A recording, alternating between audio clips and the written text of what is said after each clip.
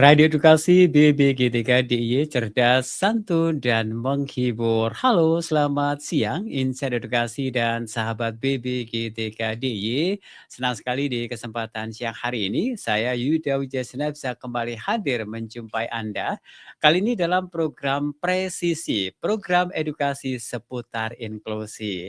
Nah, tentu saja 1 jam saya akan membersamai hingga nanti kurang lebih pukul 14 waktu Indonesia Barat.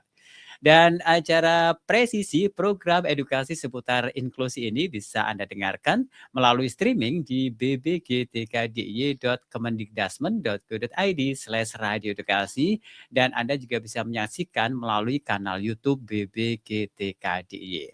Dan pastinya saya pun juga mengundang Anda untuk bisa bergabung di acara ini.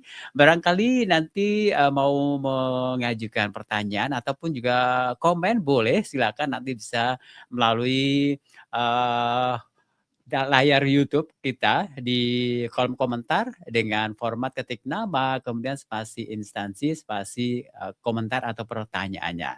Dan Anda pun juga bisa melalui WhatsApp di nomor 0856 750 1251.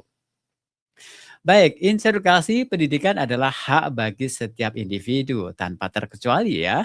Namun masih banyak pula ini anak-anak berkebutuhan khusus di Indonesia yang belum mendapatkan akses pendidikan yang layak. Nah, hal ini tentu saja menjadi perhatian serius mengingat setiap anak berhak untuk mendapatkan pendidikan yang sesuai dengan kebutuhan dan potensi mereka. Nah, tentu saja kita pun jadi bertanya-tanya, sebetulnya apa sih pendidikan inklusi dan mengapa pendidikan inklusi itu penting? Baiklah, kali ini melalui program Presisi, program edukasi seputar inklusi, kita akan membahas terkait dengan apa itu pendidikan inklusif dan mengapa itu penting ya. Dan untuk menjawab segala pertanyaan itu, kali ini kita menghadirkan narasumber yang sudah sangat berkompeten di bidangnya terkait dengan pendidikan inklusif yaitu Ibu Rumiati SPD, MED, PhD, Widya Iswara, ahli muda BBGTK DIY. Dan di siang hari ini sudah bergabung bersama saya di studio Radio Edukasi. Kita akan sapa dulu. Halo, selamat siang Ibu Rumiati. Selamat siang Mas Yuda. Apa kabar Bu? Baik, Sehat alhamdulillah, ya? Oke, sehat. selamat datang kembali di studio Radio Edukasi. Iya, Ini kali pertama atau kedua atau kesekian kalinya ini siaran ah, bersama Yuda Wijasena? kayaknya baru kedua kali ini Mas, tahun lalu dan Di program yang kali ini. berbeda Oh gitu ya, di program ya. yang Tapi masih berbeda. seputar inklusi ya sepertinya ya? Ah, Atau bukan sih? kayaknya iya Iya tentang betul. diskalkulia, Oke, tentang diskalkulia nggih, gitu ya. Oke, dan hari ini kita nanti akan menemani Insight Edukasi dan juga sahabat BBGTKDI selama 1 jam ke depan. Pokoknya kita santai tapi fokus gitu kan ya. Iya, Oke, dan ini, kita sudah masuk di bulan puasa loh ya, betul kan? iya, Pastinya juga kita, sebagai, umat muslim, menjalankan ibadah mhm, puasa. Tentu saja juga Insight Edukasi yang ada di rumah, juga sahabat BBGTKDY, kita mengucapkan mhm. selamat menunaikan ibadah puasa 1447 Hijriah.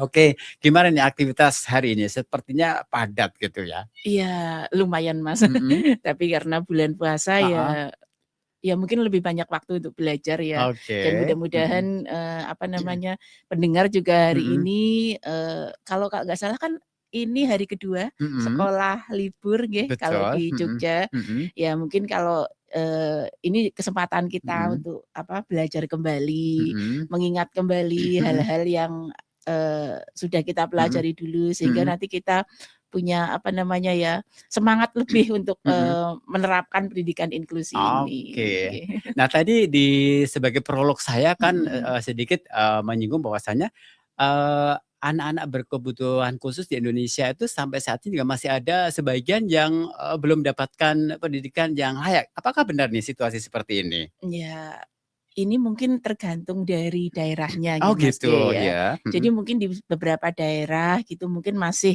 masih apa namanya, masih sulit gitu sulit, mhm, aksesnya, tetapi di beberapa daerah yang lain kelihatannya sudah cukup baik baik, mhm, aksesnya. mhm, Cuma mungkin yang jadi masalah itu memang, kita gitu, mhm, kalau saya mengatakan kita ya kita sebagai guru nggih, karena oke, heeh, BPGT KDIY itu kan memang, eee tugasnya itu meningkatkan kompetensi guru. Guru, ya betul. Jadi kita sebagai guru memang tetap harus belajar Mhm. untuk bisa melayani anak-anak yang berkebutuhan khusus Mhm. sebaik mungkin. Mhm. Karena kebetulan memang kalau yang kebutuhan khusus itu jenisnya Oke, betul bermacam-macam, sekali. dan setiap anak yang Punya punya kekhususan kekhususan itu tersendiri ya. juga punya mestinya perlu dilayani yang berbeda. Jadi ya Betul.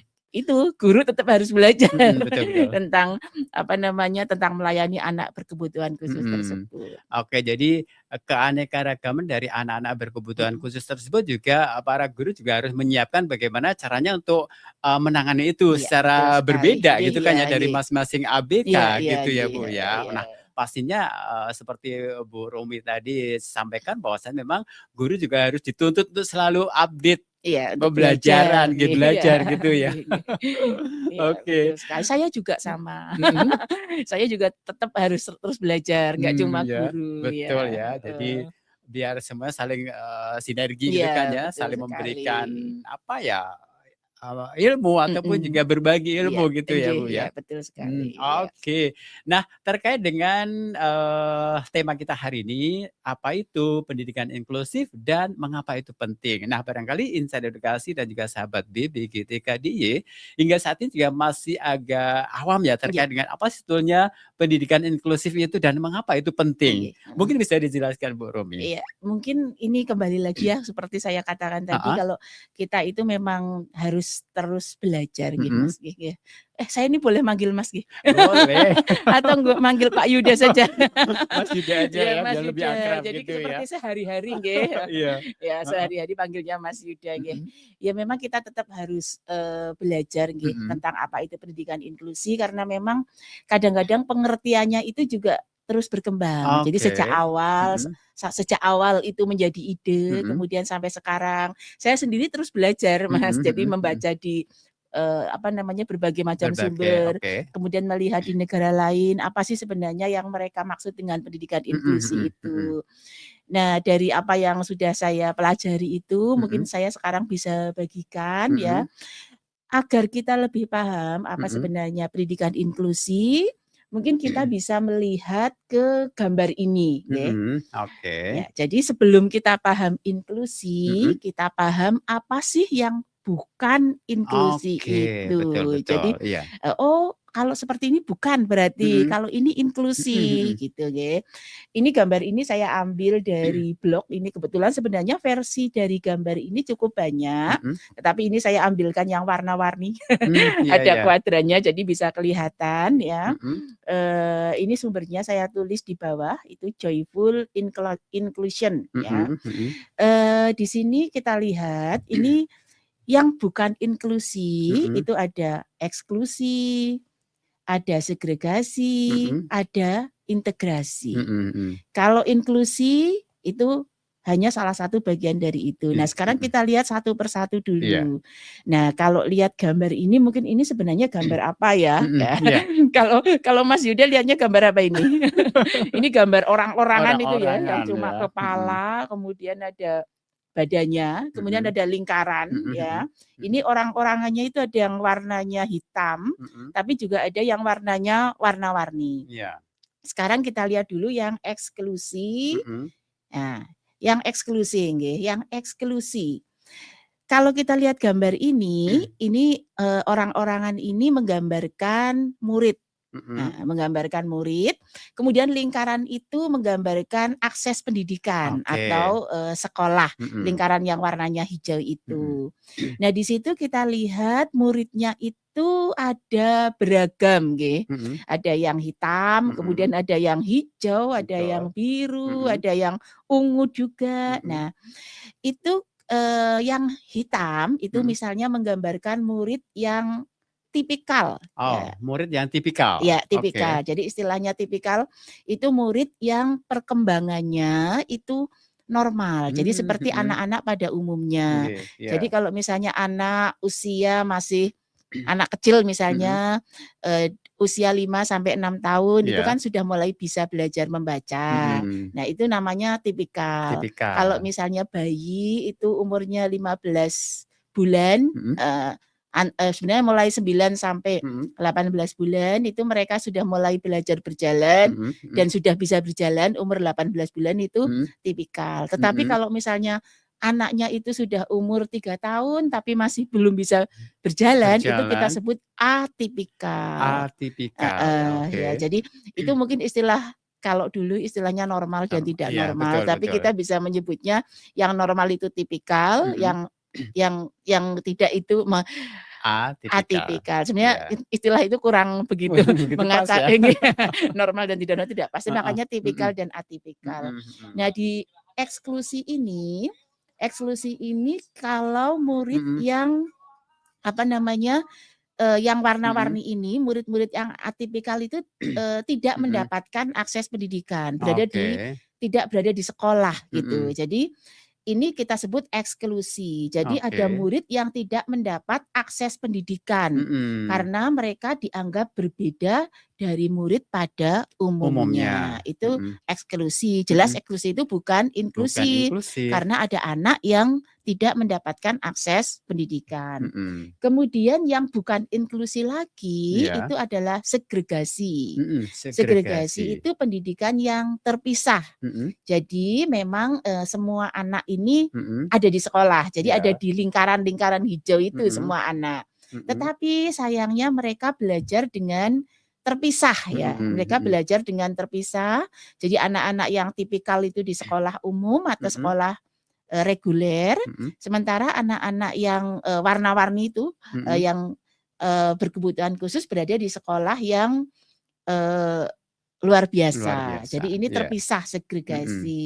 Jadi murid tidak belajar bersama-sama dengan anak yang, seumurnya Mhm. ya.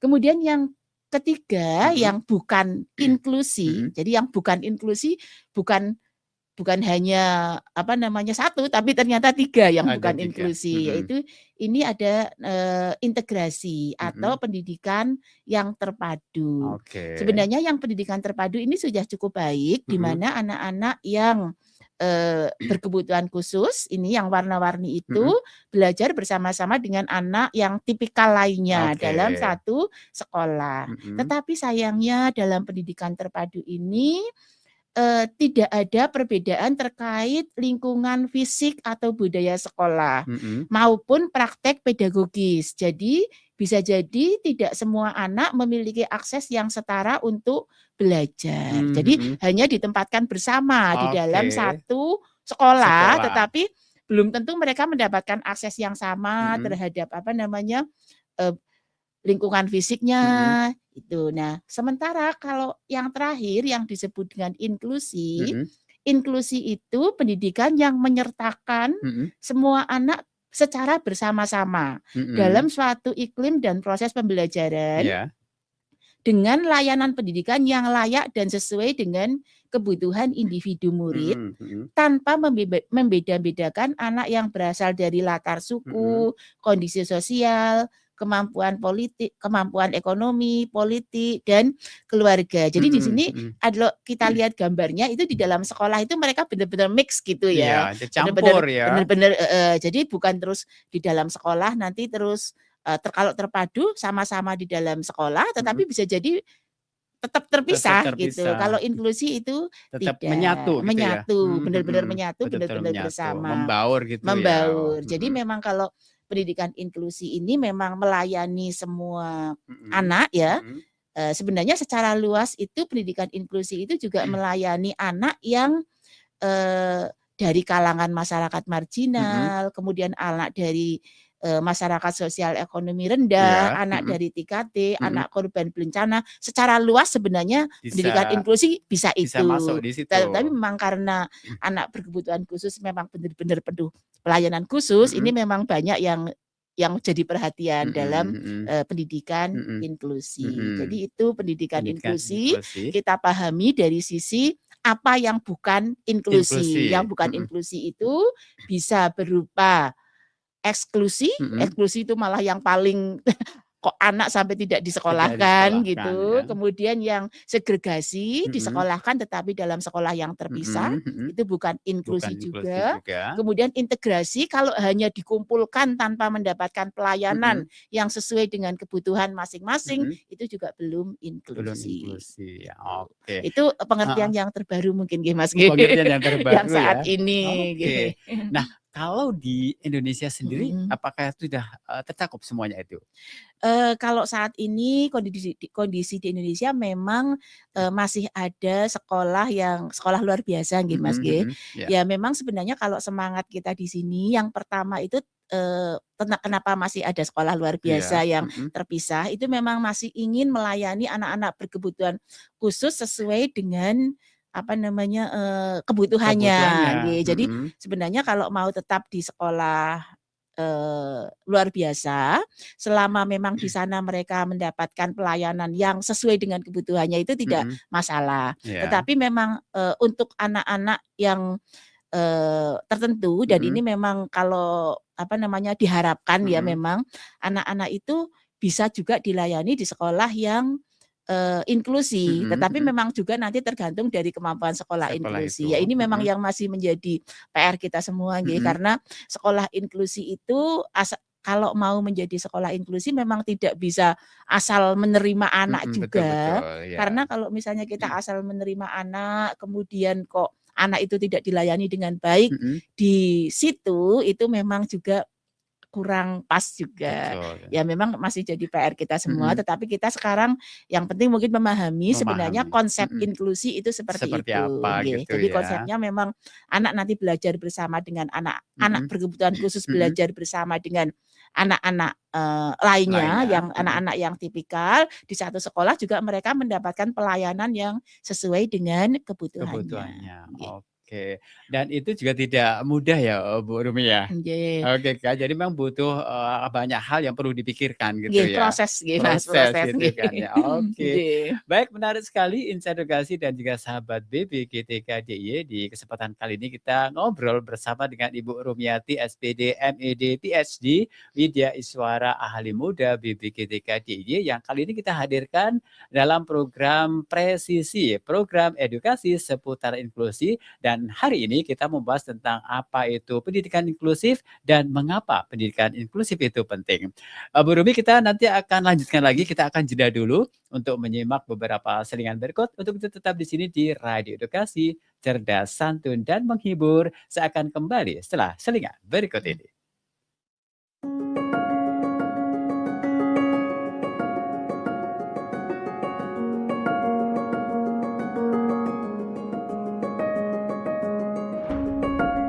Inklusif, sebuah kata ajaib yang melibatkan pendekatan untuk membangun lingkungan terbuka bagi siapa saja, dengan latar belakang dan kondisi yang berbeda-beda, seperti karakteristik, kondisi fisik, kepribadian, status, suku, budaya, dan lain sebagainya.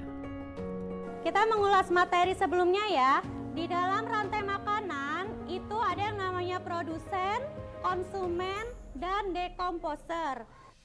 Pola pikir ini digunakan dalam merancang kurikulum di satuan pendidikan, sehingga pendidikan inklusif menjadi sebuah sistem layanan pendidikan yang memberikan kesempatan bagi setiap peserta didik untuk mendapatkan pendidikan yang layak. Prinsip utama pelaksanaan pendidikan inklusif adalah kehadiran peserta didik berkebutuhan khusus atau PDBK di kelas reguler, sehingga bisa berpartisipasi dan diterima di lingkungan satuan pendidikan. Setidaknya ada 7 kategori PDBK. Di antaranya, peserta didik dengan hambatan Autism Spectrum Disorder, hambatan intelektual, hambatan fisik motorik, hambatan majemuk, hambatan penglihatan, hambatan pendengaran, dan peserta didik cerdas istimewa dan berbakat.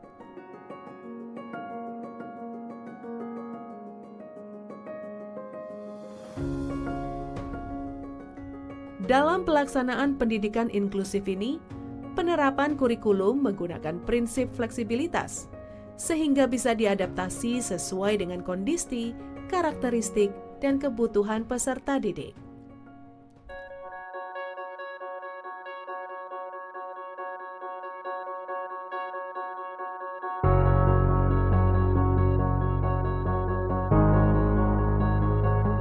Pemerintah dan guru telah merancang program pendidikan individual atau PPI, yakni program yang berisi tentang hambatan yang dimiliki peserta didik berkebutuhan khusus dan proses perbaikan atau tahapan peningkatan kemampuan PDBK yang diberikan secara individual.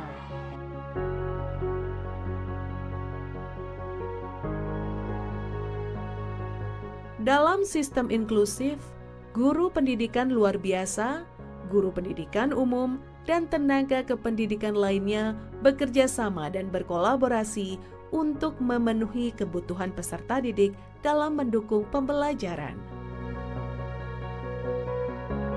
Peran mereka sangatlah penting dalam proses harmonisasi kelas, sekaligus mengajarkan anak-anak saling belajar satu sama lain. Anak berkebutuhan khusus atau ABK diajak belajar kepada siswa reguler. Pada saat yang sama, siswa reguler belajar memahami kondisi teman-teman ABK dan mengajari mereka bila ada yang tertinggal.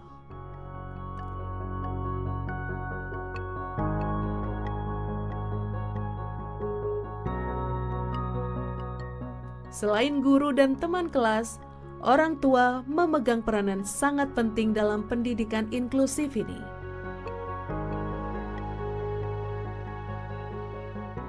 Kemitraan yang kuat antara guru dan orang tua membantu merancang strategi yang tepat untuk mendukung perkembangan anak.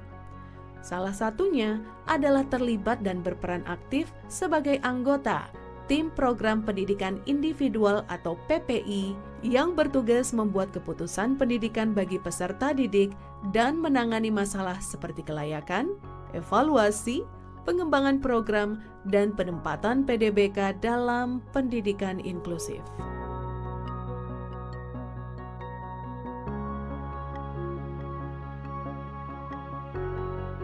Dengan pendidikan inklusif, kita menciptakan generasi yang tak hanya cerdas secara akademis, tetapi juga kaya secara sosial dan emosional.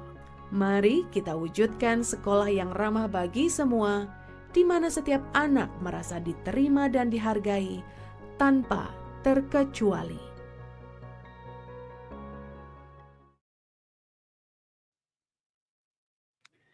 Ya, masih di Radio Edukasi BBGTK DIY, cerdas, santun, dan menghibur. Kita kembali lagi di program Presisi, program edukasi seputar inklusif. Dan tentu saja kali ini masih bersama Yuda Wijasena, juga ada narasumber kita, ada Ibu Romiati, SPD, MED, PhD, Widya Iswara, ahli muda BBGTK DIY. Dan kali ini kita masih membahas tentang apa itu pendidikan inklusif dan mengapa pendidikan inklusif itu penting.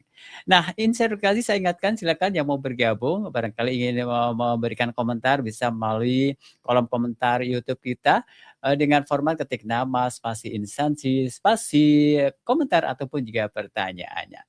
Baik, Insight Edukasi dalam rangka mendukung layanan publik, fasilitasi peningkatan kompetensi guru dan tenaga kependidikan melalui pemanfaatan siaran radio edukasi BBGTK DIY secara lebih optimal dan berkelanjutan, kami mohon sahabat BBGTK DIY dan Insight Edukasi untuk mengisi form melalui tautan S.ID/buku tamu radio edukasi. Nah, data pribadi yang sudah dituliskan tidak akan disebarluaskan publik atau dikirimkan ke pihak yang ketiga. Terima kasih atas perhatian dan juga partisipasinya. Baik, Bu Rumi, kita kembali lagi ya di Presisi program edukasi seputar inklusi dan kita masih membahas tentang apa itu pendidikan inklusif dan juga mengapa pendidikan inklusif itu penting. Nah, kalau tadi udah jelaskan tentang apa ya pendidikan inklusif itu seperti apa. Lantas ini mengapa ini penting? Oke, baiklah. Mengapa pendidikan inklusi ini penting ya? Ini mungkin kita bisa melihat ke urgensinya Oke, pendidikan tingkat inklusi. urgenitasnya ya. Ya, beberapa alasan mengapa kok pendidikan inklusi itu penting Mhm, untuk diimplementasikan mhm, ya. Yang pertama kita harus percaya bahwa semua anak itu mempunyai hak yang sama mhm. untuk memperoleh pendidikan yang bermutu Oke. dan tidak ada diskriminasi. Jadi itu kita harus percaya nggih. Semuanya mempunyai hak yang sama Ya, ya, untuk memperoleh pendidikan pendidikan yang bermutu bermutu, tanpa dibeda-bedakan. dibeda-bedakan. Dan itu memang dasar hukumnya sebenarnya sudah Sudah jelas ada, ya? sudah jelas Mhm, gitu nggih. Ya di undang-undang juga kalau heeh, dikatakan setiap anak berhak memperoleh pendidikan itu mhm, setiap kan ya berarti mhm, semua anak. Jadi mhm, tanpa dibeda-bedakan. mhm. Kemudian yang kedua, kita juga harus percaya bahwa semua anak itu mempunyai kemampuan Betul, iya, untuk mengikuti pelajaran ya. mhm. Meskipun mereka mungkin ada hambatannya, ada Keterbatasan, iya, keterbatasannya, tetapi mereka semua memiliki mhm, kemampuan gitu nggih. Kemudian yang ketiga, kita juga harus percaya mhm, perbedaan ya, mhm, perbedaan itu justru merupakan suatu penguat ya. mhm, Jadi bukan perbedaan itu malah menjadi sebuah hambatan, tetapi mhm, bisa menjadi penguat, oh kita itu ternyata berbeda-beda, mhm, sehingga kita bisa saling belajar satu mhm, dengan mhm, yang lain. Jadi perbedaan itu justru bisa meningkatkan mutu pembelajaran bagi semua anak. Kemudian yang keempat, kita harus percaya bahwa kita sekolah maupun mhm, guru memang mempunyai niat gitu, dan punya kemampuan, iya, untuk belajar merespon dari, kebutuhan pembelajaran yang berbeda-beda mhm, mhm, tersebut, gitu. mhm. Itu urgensi dari pendidikan Inklusi, inklusi, nggih. Dan mhm, mengapa itu penting penting, diwujudkan? mhm, Ya kita semua percaya nggih pada kesetaraan hak asasi manusia ya. mhm, Jadi tadi seperti disampaikan memang pendidikan itu untuk semua. iya, Jadi enggak untuk hanya satu orang yang punya hak untuk memperoleh pendidikan gitu mhm, ya. Saya sebagai guru juga percaya itu ya, percaya kalau guru nggak percaya itu aneh ya, nggak usah jadi guru aja mungkin mhm, ya. mhm, Nah, kita juga percaya, eee ada penerimaan terhadap perbedaan, setiap mhm, siswa itu unik ya, mhm, tetapi mereka tetap berhak untuk diperlakukan sama dan tidak mendapat diskriminasi itu mhm, tadi. mhm, Kemudian nanti juga pendidikan apa, inklusi nanti itu bisa mendorong kolaborasi antar siswa, kemudian nanti, kita mengharapkan ada lingkungan belajar yang ramah. mhm, Nanti semua anak berhak menyatu dengan mhm, lingkungannya dan menjalin kehidupan yang harmonis. mhm, Dan mhm, ini mungkin yang paling penting, mengapa betul, kok diwujudkan itu mhm. ini Mas yang akan saya Oh iya, katakan betul, betul, ini, mhm. yaitu memang kita perlu persiapkan untuk masyarakat yang inklusif. Dan jadi Mhm, kalau kita melihat kenyataan di hidup luar ya, masyarakat, heeh, betul, itu memang kan masih ada perbedaan, heeh, nggak mungkin sama gitu betul, nggih. iya, Jadi, kalau misalnya anak itu sudah di sekolah itu mereka sudah terbiasa melihat perbedaan, mhm, ketika berada di masyarakat mereka sudah tidak canggung tidak canggung dan lagi. tidak minder lagi gitu ya, Iya, untuk anak yang inklusif mhm, juga mereka, apa akan namanya, maksudnya untuk anak yang berkebutuhan mhm, khusus di sekolah inklusif juga mereka sudah biasa terbiasa, bergaul dengan anak-anak mhm, yang sebayanya. sebayanya, heeh, Nah, untuk anak yang tidak berkebutuhan khusus, melihat ada temannya yang berkebutuhan khusus, mereka juga sudah, bisa sudah biasa, memahami sudah dan memahami. biasa gitu, Nggih, jadi tidak mungkin kita tentu tidak ingin nggih terjadi bully-bully, bully, meskipun mhm, mungkin sekarang itu masih masih berita-berita heeh, berita-berita itu ada, masih ada tetapi ya, ya ini upaya, ya jadi kalau dimulai dari sekolah, dimulai dari kecil mhm, mereka sudah biasa, oh ternyata semua orang berbeda. Jadi mhm, mereka mau menerima perbedaan mhm, itu, mau tetap saling menghargai dan memang harapan kita memang mhm, masyarakat yang inklusif itu yang terwujud, terwujud. gitu. Dan untuk bisa membuat masyarakat paham itu kan juga Mhm. tidak mudah ya, Oh nggih ya ya, kan, nggih. Bu Rumi ya. Jadi Mhm. ini butuh apa ya istilahnya, semua pihak Iya, untuk saling bersinergi, nggih, heeh. berkolaborasi untuk menciptakan bagaimana sih caranya supaya masyarakat itu bisa paham terkait dengan, mungkin teman sebayanya ataupun juga yang lainnya yang termasuk dalam kategori anak berkebutuhan khusus Mhm, gitu ya. Baik itu di lingkungan masyarakat sekitar ataupun juga mhm. lingkungan sekolah gitu Nggih, ya. iya. Oke, jadi di sini peran dari, semua pihak itu sangat penting Betul sekali. sekali Mas Yuda. Oke. Nggih, heeh. Oke, baik. Insight edukasi yang pasti kita masih di program presisi, program edukasi seputar inklusi dan kali ini masih bersama dengan Ibu Rumiati, SPD, MID, PhD, Widya Iswara Ahli Muda BPGTK DIY dan kita masih membahas terkait dengan tema kita hari ini menarik yaitu apa itu pendidikan inklusif dan mengapa pendidikan inklusif itu penting ya. Oke. Nah, barangkali juga nih Insa Edukasi dan juga sahabat BPGTK DIY juga masih penasaran sebetulnya bagaimana sih awal ataupun juga sejarah terkait dengan pendidikan inklusif itu sendiri, Bu Rumi. Oke, baiklah Mas. Ya, ini setelah saya beberapa lama mempelajari pendidikan inklusi yang merupakan salah satu ketertarikan saya juga, mungkin saya juga akan menceritakan terkait internasional ya Mas. Iya, Ya betul. mungkin ini saya mulai dari Deklarasi Hak Asasi Manusia yang oleh PBB, United ya. Nations, Perserikatan Bangsa-Bangsa ya. Betul. Itu pada tanggal 10 Desember 48 itu ada pasal 26 ayat 1 yang menyampaikan bahwa setiap orang berhak mendapat pendidikan. Iya. Gitu. Jadi sebenarnya mungkin itu jadi benih awal mulanya ya, tapi kadang-kadang kan kata setiap itu kan kadang-kadang kemudian ada yang terlupa gitu. Nah, ini di tahun 60, tahun 80-an pendidikan inklusi ini muncul sebagai respon terhadap dampak negatif sistem yang terpisah. Jadi waktu itu sistem segregasi atau sistem yang terpisah di mana anak itu dipisahkan di sekolah yang berbeda-beda. Itu memang gitu ya. kadang-kadang ada dampak negatifnya. Jadi anak-anak yang berkebutuhan khusus ketika kemudian mereka berada di masyarakat mungkin jadi tidak terbiasa gitu ya, tidak terbiasa menghadapi orang-orang seperti pada umumnya. Nah, kalau untuk anak-anak yang tipikal itu yang biasa juga mereka tidak pernah melihat anak-anak yang berkebutuhan khusus itu, sehingga mereka ketika melihat itu juga terkejut, kaget ya. gitu. Jadi ada dampak negatif yang seperti itu yang harapannya itu dikurangi dengan ide pendidikan inklusif ini. Jadi harapannya dengan ide pendidikan inklusif ini memang anak-anak yang berkebutuhan khusus itu tidak terisolasi.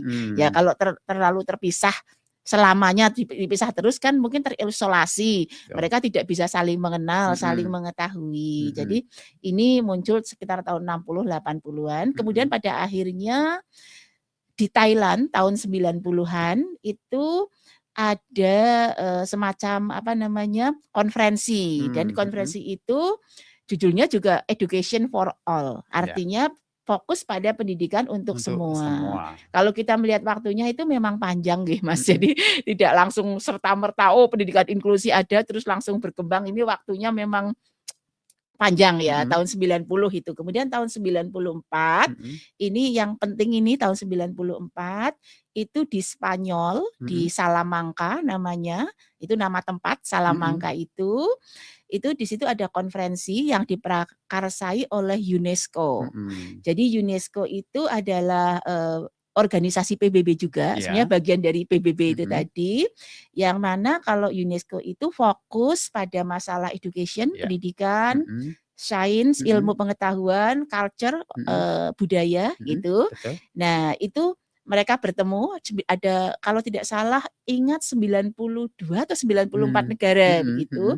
Mereka bertemu untuk mengukuhkan pentingnya pendidikan inklusif. Jadi mereka membuat deklarasi bersama yang menekankan bahwa sekolah itu harus menerima semua anak tanpa memandang kondisi fisik, intelektual, emosional, sosial, linguistik dan budaya mereka. Itu deklarasi Salamanca dari UNESCO. Kalau tidak salah bulannya itu Juni 94. Jadi sudah 32 tahun yang lalu. Indonesia termasuk tanda tangan di situ. Ada di situ. Kita ada perwakilan, kita ada tanda tangan di situ. Jadi kita kita juga akan mengimplementasikan pendidikan inklusif. Nah, selanjutnya kalau kita lihat lagi di Indonesia pun sebenarnya sejak awal memang di undang-undang juga dikatakan seperti itu ya, semua berhak dan mendapatkan pendidikan nggih. Nah, setelah deklarasi Salamanca yang tahun 94 itu, kemudian akhirnya di Undang-Undang Nomor 20 Tahun 2003, yaitu Undang-Undang tentang Sistem Pendidikan Nasional, di pasal 31 itu juga disebutkan setiap warga negara berhak mendapatkan pendidikan. Jadi tahun 94, 23 itu masih dikatakan, oh ya kita ikut itu juga. Setiap warga negara berhak mendapat pendidikan. Selanjutnya tahun 2004 itu di Bandung ada deklarasi Bandung. Deklarasi Bandung itu orang-orang yang memang punya istilahnya memang punya greget gitu ya. Ya, memang percaya itu nanti pada pendidikan inklusif mereka membuat deklarasi juga bahwa Indonesia menuju pendidikan inklusif, yang kemudian dikuatkan lagi dengan deklarasi di Bukit Tinggi tahun 2005 yang menghasilkan rekomendasi konkret untuk perlindungan dan pemenuhan hak-hak anak dengan hambatan belajar, anak dengan disabilitas agar bisa bersekolah di sekolah umum yang terdekat. Jadi di 2005 itu seperti itu. Jadi anak berkebutuhan khusus boleh di sekolah umum yang terdekat. Di lokasi terdekat. Iya, gitu sekolah ya. umum yang terdekat. Jadi nggak dipisahkan, nggak harus dipisahkan kalau sekolahnya jauh gitu, tidak gitu. Kemudian yang peraturan Menteri Pendidikan Nasional ini tahun 2009, jadi tadi 2005, sekarang 2009 secara khusus mengatur pedoman pelaksanaan pendidikan inklusif. Jadi ada sudah pedomannya, sebenarnya sudah cukup lama ini tahun 2009 Tetapi sampai saat ini pun tahun 2023 ya kita masih tetap berusaha untuk memberikan akomodasi yang layak bagi anak-anak ABK, terutama menyangkut penyesuaian kurikulum, kemudian sarana prasarana, metode pembelajaran, evaluasi pembelajaran. Nah, itu diatur dalam Permendikbudristek nomor 48 tahun 2023. Tujuan dari Permendikbudristek ini harapannya menjamin hak pendidikan inklusif yang setara, fleksibel, tanpa diskriminasi bagi berbagai disabilitas. Nah, memang kalau kita disebut berbagai disabilitas nanti bisa cerita yang panjang sendiri. Tapi intinya pada saat ini kita ternyata pendidikan inklusif itu memang sudah berakar panjang, lama sekali ya, cukup lama. Tetapi memang sampai saat ini seperti tadi Mas Yuda katakan, memang masih menghadapi tantangan ya, terutama nanti dalam implementasi itu memang kita masih ya harus belajar terkait.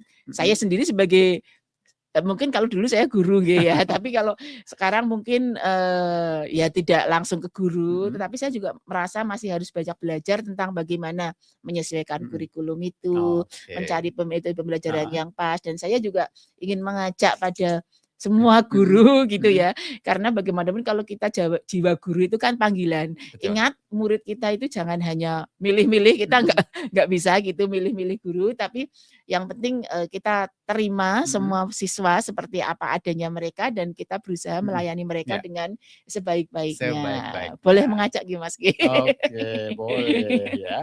Oke, baik, itu tadi ya terkait dengan sejarah. Ternyata sudah panjang sekali ya sejarah terkait dengan pendidikan inklusif itu ya. Jadi itu dimulai dari tahun berapa Bu? Tadi yang pertama kalau internasional itu dari UNESCO, UNESCO.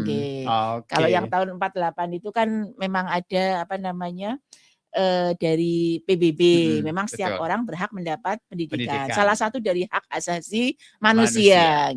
Oke, baik. Oke, Bu Ruwi, kita akan kembali jeda dulu. Nanti kita masih akan melanjutkan lagi untuk di program Presisi ini, program edukasi seputar inklusi. Kita harus jeda untuk menyimak beberapa selingan berikut, tetap di Radio Edukasi, cerdas, santun, dan menghibur.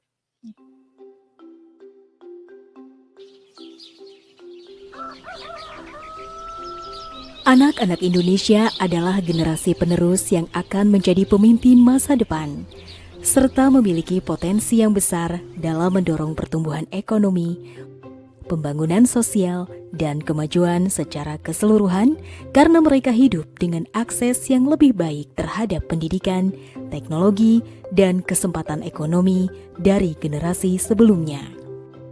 Lalu, bagaimana dengan anak dengan hambatan fisik dan gerak atau berkebutuhan khusus? Apakah mereka memiliki kesempatan yang sama untuk berkembang dan mengakses kesempatan yang dibutuhkan untuk masa depan mereka?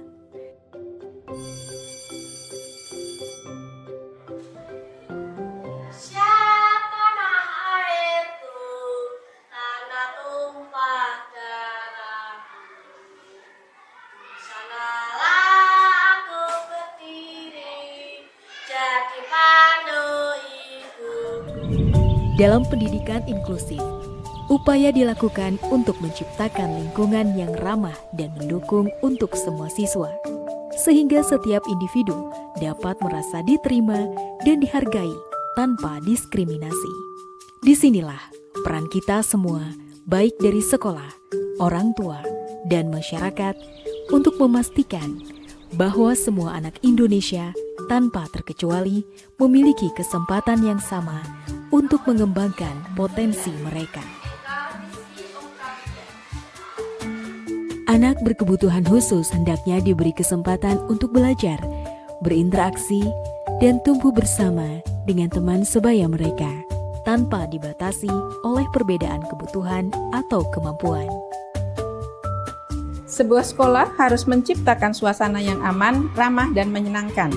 Kami percaya bahwa setiap anak berhak mendapatkan akses pendidikan yang berkualitas tanpa terkecuali. Oleh karena itu, kami telah berkomitmen untuk menciptakan lingkungan di mana semua anak merasa diterima, dihargai, dan didukung untuk mencapai potensi maksimal mereka. Dengan kerjasama antara guru, staf pendidikan, orang tua, dan masyarakat, kami dan seluruh unsur sekolah, kami telah merancang program pendidikan inklusif yang holistik dan berkelanjutan. Setiap aspek dari pengalaman pendidikan anak-anak kami didasarkan pada prinsip-prinsip ramah, aman, dan menyenangkan. Bapak Ibu yang saya hormati, seperti kita ketahui bersama, untuk mendukung pendidikan inklusi di Kota Surakarta, pemerintah Kota Surakarta telah mendirikan satu unit UPT, yaitu UPT PLDPI, di mana Bapak Ibu bisa berkonsultasi apabila ada kebutuhan atau ada yang perlu ditanyakan di UPT PLDPI. Selain itu, pemerintah juga mengangkat guru-guru GPK. Berapa guru GPK di sini? Nah, siapa aja guru GPK-nya? Nah, guru GPK. Tujuan dari pengangkatan guru GPK ini adalah untuk memaksimalkan proses pembelajaran pendidikan inklusif di sekolah.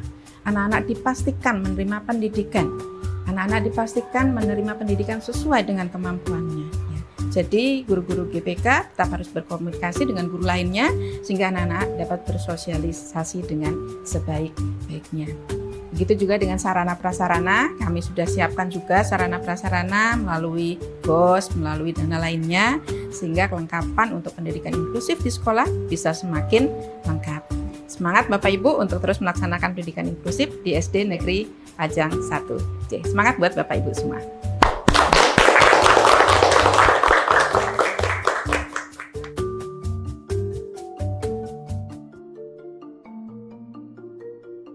Selain memenuhi kebutuhan di setiap sekolah, serta menjalankan regulasi tentang pendidikan inklusi yang ramah anak, aman, serta menyenangkan, kami aktif melakukan sosialisasi secara masif pada seluruh sekolah di bawah naungan langsung UPTD, Pusat Layanan Disabilitas dan Pendidikan Inklusi, Dinas Pendidikan Kota Surakarta. Program pemantauan yang kami lakukan untuk memajukan pendidikan inklusi diantaranya identifikasi dan catat kebutuhan khusus dari setiap siswa, lakukan evaluasi awal untuk menentukan tingkat kebutuhan dan area fokus, buat rencana individual yang disesuaikan untuk setiap siswa berdasarkan kebutuhan dan potensi mereka. Libatkan orang tua dan guru untuk mendiskusikan dan menyetujui rencana tersebut. Lakukan pemantauan rutin terhadap kemajuan akademik, perkembangan sosial, dan emosional siswa. Adakan pertemuan berkala untuk meninjau dan menyesuaikan rencana individual siswa. Tetap fleksibel dan terbuka terhadap perubahan yang diperlukan untuk memastikan pendidikan inklusif yang sukses bagi setiap siswa.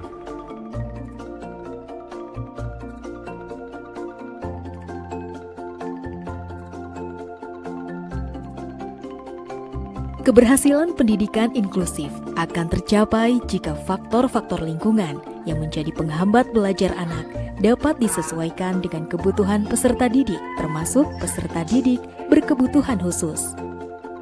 Lingkungan yang mendukung membuat anak berkebutuhan khusus memiliki kesempatan yang sama dengan teman sebaya dari berbagai latar belakang dan kemampuan. Hal ini akan membuat mereka merasa lebih dihargai, membangun keterampilan sosial, serta rasa percaya diri mereka.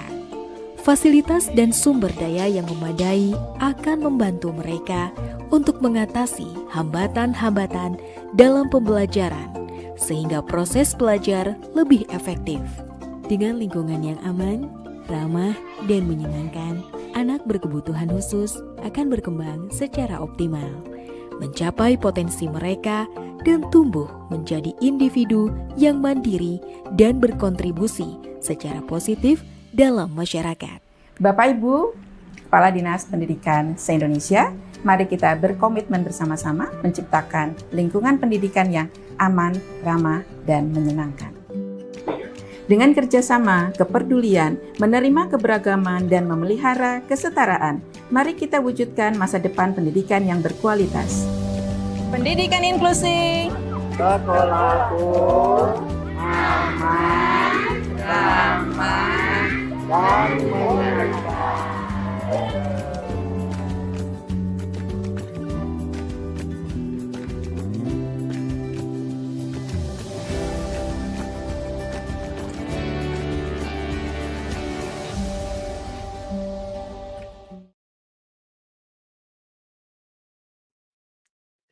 Baik, masih di Radio Edukasi BBGTK DIY, cerdas, santun, dan menghibur. Kita kembali lagi dalam program Presisi, program edukasi seputar inklusi. Dan kali ini masih bersama Yuda Wijasena dan juga ada narasumber kita yang sudah kita hadirkan. Ada Ibu Rumiati, SPD, MED, PhD, Widya Iswara, ahli muda BBGTK DIY. Dan hari ini kita masih membahas terkait dengan apa itu pendidikan inklusif dan mengapa pendidikan inklusif itu penting. Baik, apa kabar dan selamat bergabung.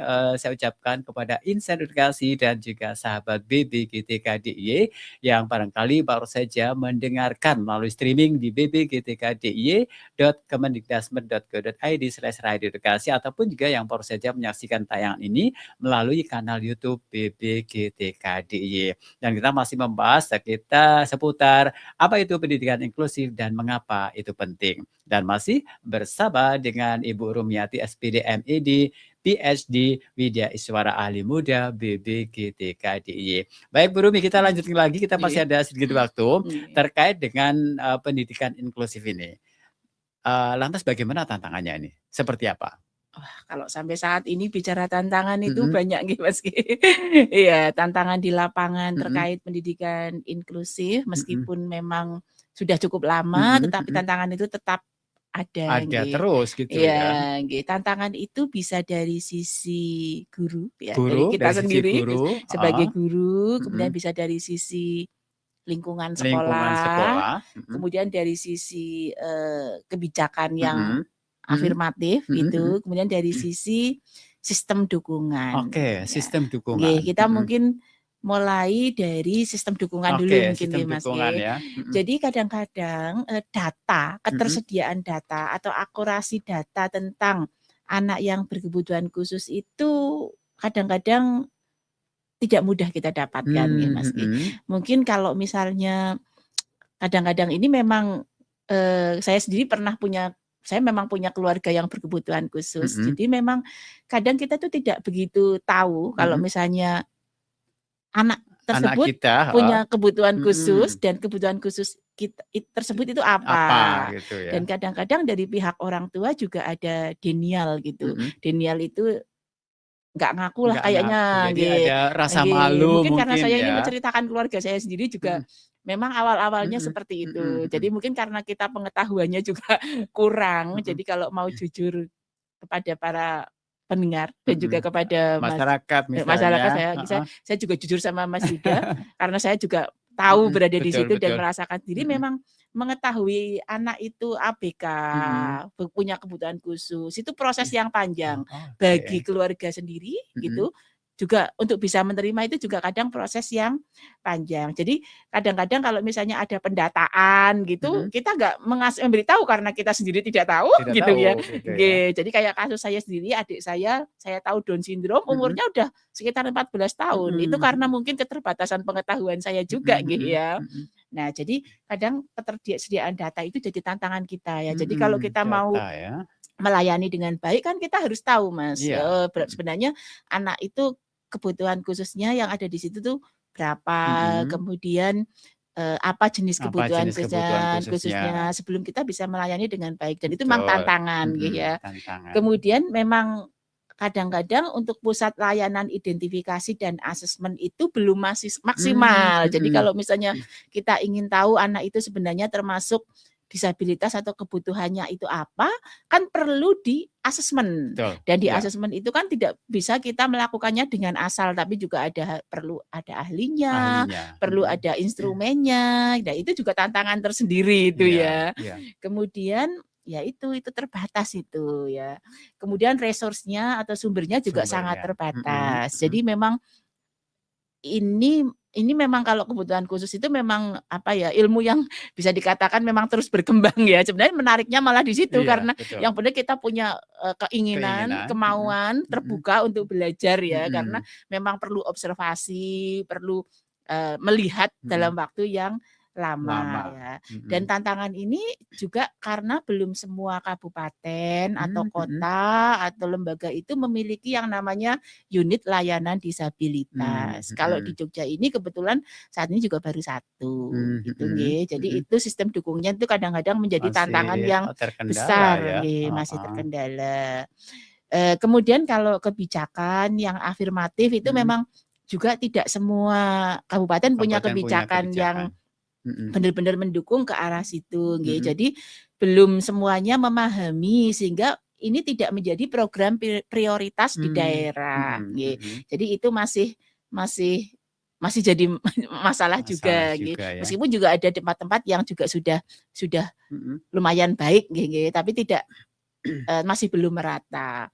Kemudian kalau di tingkat yang lebih bawah lagi di lingkungan sekolah itu masih ada orang tua yang menolak, menolak adanya pendidikan Inklusif. inklusif. Jadi ini ada orang tua kalau dari sisi orang tua untuk yang anak yang tipikal, anak yang biasanya kadang mereka punya, wah kok di situ nanti ada anak yang berkebutuhan khusus nanti bisa menjadi penghambat bagi anak-anak lain untuk belajar Iya. gitu. Kemudian kalau dari orang tua yang berkebutuhan khusus sendiri kadang-kadang juga ragu untuk menyekolahkan di sekolah tertentu karena mungkin mereka juga takut jangan-jangan anaknya mengalami pembulian, Bully gitu. tidak tidak dilayani dengan Baik. baik. Kemudian kita juga mengakui nggih dari berita-berita itu kadang-kadang masih ada pelecehan terhadap penyandang Disabilitas. disabilitas nggih. Ya kemudian, di kelas mungkin mereka juga masih diabaikan dalam kegiatan belajar. Itu memang masih jadi tantangan kalau itu nggih. Iya. Kemudian guru, ini Nah, juga penting ini terkait guru guru nggih. ya. Guru yang kompeten itu ya kalau di akhir-akhir yang sekarang ini mungkin di program, penyiapan calon guru itu sudah dibekali dengan, pendidikan inklusif konsepnya ya. Iya. Tetapi kalau guru-guru model lama kayak saya itu belum ada di sekolah ya. Jadi kalau saya misalnya dulu di sekolah universitas maksud saya itu dulu belum ada. Kalau sekarang sih alhamdulillah sudah Sudah ada ada ya. nggih. Tetapi bagaimanapun memang jumlah guru GPK sendiri masih terbatas ya. Kalau yang guru kelas itu kan juga tetap harus melayani yang ABK.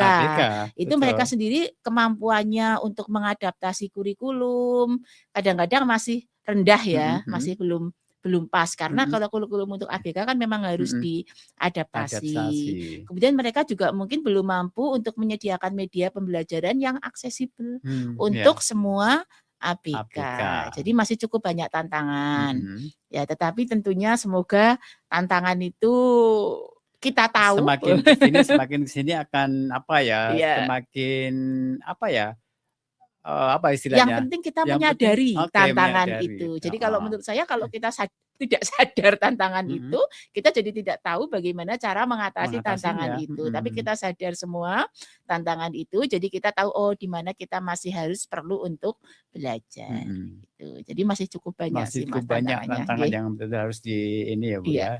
Oke. Nah, kalau, misalnya dalam satu sekolah katakanlah Mhm. gitu ya, katakanlah dalam satu kelas, itu Mhm. sebenarnya idealnya harus ada apa namanya, GBK-nya atau enggak? Sebenarnya mungkin kita lihat sendiri ya kalau idealnya ya Mhm ini mhm. ideal. Kalau Oke. kondisi di lapangan yang saya lihat, saya Mhm. dengar itu memang belum Oke. ideal.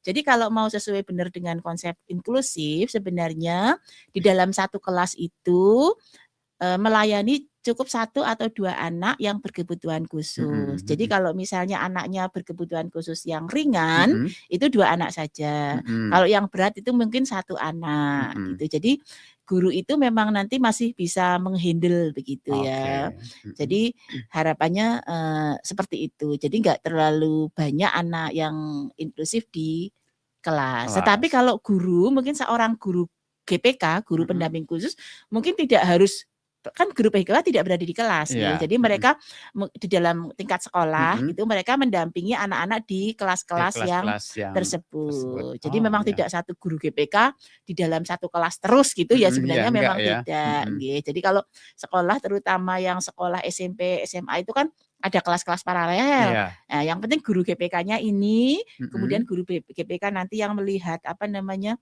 kayak, apa namanya, kurikulumnya dia harus Kurikulumnya. Mhm bagaimana, mhm. kemudian nanti termasuk rapotnya seperti Iya. apa. Tetapi dalam kesehariannya kan mereka juga tetap mengikuti pembelajaran di kelas bersama Betul. dengan anak-anak yang Yang lainnya. lainnya, nggih. Oke. Nah, terkait dengan keuntungan ya, Mhm. khususnya bagi ABK dan juga yang tidak ABK sendiri, Nggih, heeh. terkait dengan pendidikan inklusif itu seperti apa? Ya, ini mungkin tadi kembali ke yang tadi yang Heeh heeh. ditanyakan ya. Jadi apa keuntungannya pendidikan inklusif Mhm. bagi anak yang berkebutuhan khusus maupun anak yang tidak berkebutuhan khusus. Kalau untuk anak yang berkebutuhan khusus itu mungkin harapannya mereka menjadi lebih percaya diri. Oke, lebih percaya diri ya. Nggih, Mhm. mereka terhindar dari label negatif Mhm. gitu, kemudian mereka punya kesempatan menyesuaikan diri. Ini yang Mhm tadi mhm. saya katakan urgensinya kan sebenarnya pendidikan inklusif itu juga nanti untuk mempersiapkan masyarakat yang inklusif. Nah, Mhm. jadi di dalam sekolah itu mereka belajar bagaimana mereka bisa menghadapi kehidupan yang nyata, Mhm. kehidupan yang sebenarnya. Jadi harapannya seperti itu, tidak terisolasi sendiri di Mhm. tempat yang berbeda. Jadi, Mhm. oh ini loh sebenarnya masyarakat gitu loh, ada Iya. yang apa namanya, ada yang seperti Mhm mhm. ini, nyatanya seperti itu. Kemudian yang untuk anak yang tanpa kebutuhan khusus, Mhm. ini sebenarnya juga sangat bermanfaat. Jadi mereka bisa belajar mengenai keterbatasan. Nah, Mhm. jadi siapa sih dari kita yang tidak punya keterbatasan gitu Mas, nggih. Iya. Ya, jadi mereka tahu keterbatasan, tahu keunikan temannya, Mhm. kemudian juga peduli. Itu harapannya Oke, juga mereka iya. punya kepedulian terhadap keterbatasan temannya tersebut. Mhm. Nah, mereka juga bisa mengembangkan keterampilan Mhm. sosial. Mhm. Jadi nanti berempati terhadap permasalahan orang lain, mau membantu temannya yang kesulitan. Nah, itu Iya. kan yang kita harapkan dalam pendidikan nggih Mas, nggih. Jadi Betul. pendidikan kan juga termasuk karakter-karakter yang baik, seperti itu. Mhm. Jadi itu harapannya, keuntungan dari Mhm. pendidikan inklusif ini. Oke. Baik, inspirasi dan juga sahabat BPGTK DIY dan tentu saja di kesempatan kali ini kita masih di program Presisi, program edukasi seputar inklusi dan kali ini kita masih membahas topik yang menarik yaitu tentang apa itu pendidikan inklusif dan mengapa pendidikan inklusif itu penting. Dan masih bersama dengan Ibu Rumiati, SPD, MED, PhD, Widya Iswara, ahli muda BPGTK DIY. Nah, Bu Ruby, sepertinya kebersamaan kita di program Mhm. Presisi kali ini sudah sampai di penghujung Mmm. acara dan kita harus segera akhiri. Namun sebelum barangkali ada closing statement, Bu, terkait dengan tema kita hari ini, pendidikan inklusif dan mengapa itu penting. Silakan, Bu. Oke, mungkin saya ingin mengingatkan Mhm. kembali saja tujuan pendidikan inklusif Mhm. ya, karena itu yang memang kita sebagai guru itu harus mencamkan di dalam hati kita gitu ya. Iya. Jadi pendidikan inklusif itu bertujuan sebagai sistem layanan pendidikan yang mengikut sertakan anak berkebutuhan khusus untuk belajar bersama dengan anak sebayanya di sekolah yang terdekat dengan tempat tinggalnya.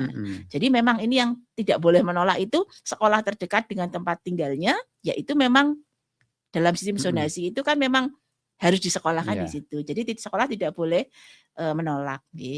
Nah, semangat pendidikan inklusif ini itu untuk memberikan akses yang seluas-luasnya kepada semua anak untuk memperoleh pendidikan yang bermutu dan sesuai dengan kebutuhan individu peserta didik tanpa diskriminasi. Mungkin kita harus membawahi kata sesuai dengan kebutuhan individu, nggih Mas. Nah, ini mungkin yang terakhir saya bisa memperlihatkan gambar ini. Gambar ini gambar tentang kesetaraan ya. Jadi yang namanya sesuai dengan apa kebutuhan individu mungkin bisa Mas Yuda lihat di situ ya. Jadi tidak berarti semua anak itu mendapatkan bangku yang tingginya sama gitu ya. Jadi sesuai dengan kebutuhan masing-masing. Ya, kita sebagai guru memang yang menjadi tantangan saat ini dan juga seterusnya, kita harus mengenali murid kita. Kita harus memahami seperti apa murid kita.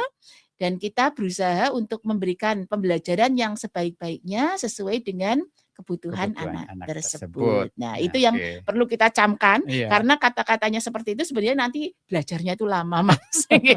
Belajarnya lama, tetapi kalau kita ingat tujuan ini kembali, ya mudah-mudahan kita semua tetap semangat untuk belajar tentang pendidikan inklusi. Oke, itu sebagai closing statement-nya ya, Bu Rum ya. Baik, Insedukasi dan sahabat BB GTKDI, juga Ibu Rubiati, terima kasih sudah bersama kita di program Presisi, program edukasi seputar inklusi, dan semoga pembahasan kita terkait dengan pendidikan inklusif dan pentingnya ini tadi bisa bermanfaat bagi kita semuanya. Dan mudah-mudahan di lain kesempatan kita bisa bertemu kembali ya Bu Rumi ya dengan topik yang berbeda. Dan terima kasih juga untuk Insan Edukasi dan sahabat BB GTKDI yang hingga saat ini masih setia menyimak program Presisi, program edukasi seputar inklusi. Dan Anda bisa mengikuti program ini pada waktu dan jam yang sama, tentu saja hanya di Radio Edukasi. Kita harus segera berpisah. Saya Yuda Wijayasena dan Rumiati mengucapkan terima kasih. Sampai jumpa dan Radio Edukasi, cerdas, santun, dan menghibur. Sampai jumpa.